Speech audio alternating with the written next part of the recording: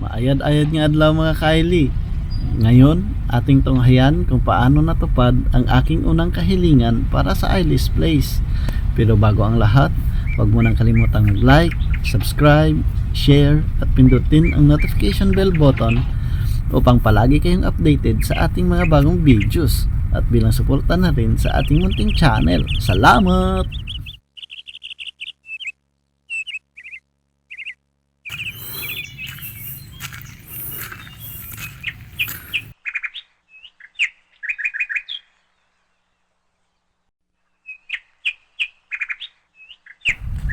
Magandang araw uli mga ka-Aili. Kung napanood nyo ang last ko na video na may titulong my first video, paano nagsimula ang Ilis Place, ay nabanggit ko doon na noong February 2024 natupad na ang aking isang hiling para sa Ilis Place, which is ang malagyan niya ito ng kalsada, itong aking bukid mula sa Barangay Road papunta sa Ulingan area. By the way mga ka-Aili, ang portion ng Barangay Road kung saan nagsimula ang daanan ay sakop din ng aking lupa. Noong una, nag-alangan pa ang driver ng bulldozer kung ituloy ang paggawa kasi nga matarik ito at baka hindi kayanin ng bulldozer. Salamat naman sa Panginoong Hesus at ito'y natupad. At dahil nga sa barko ako ng panahon na yon, kaya si tatay, si ate Taming at ate Tuto ko na lang ang nag-supervise sa paggawa. Tapos pinasahan na lang nila ako ng video.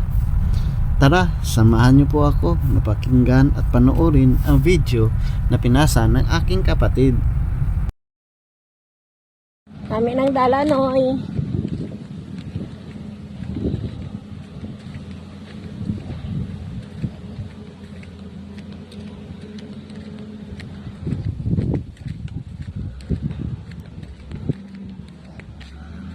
Aring pakadto sa Baybay, ari pakadto sa Imo.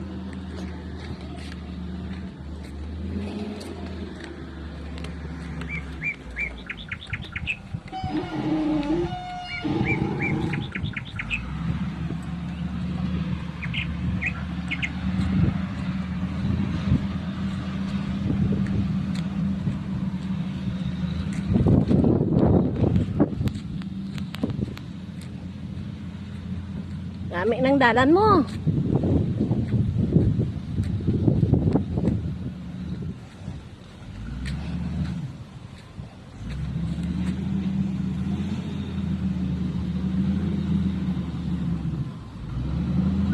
Atras pang bulldozer, basi atrasan ko. Ay hindi, nagali.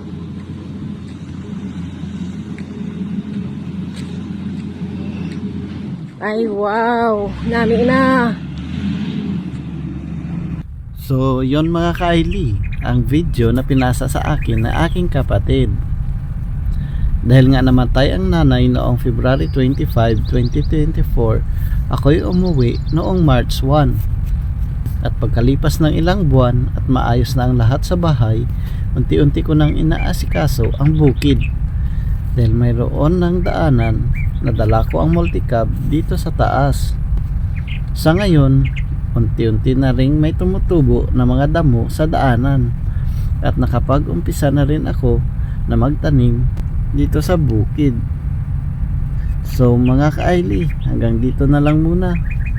Abangan nyo naman sa susunod kong video ang iba pang ganap dito sa Ilis Place. Hanggang sa muli, paalam, God bless!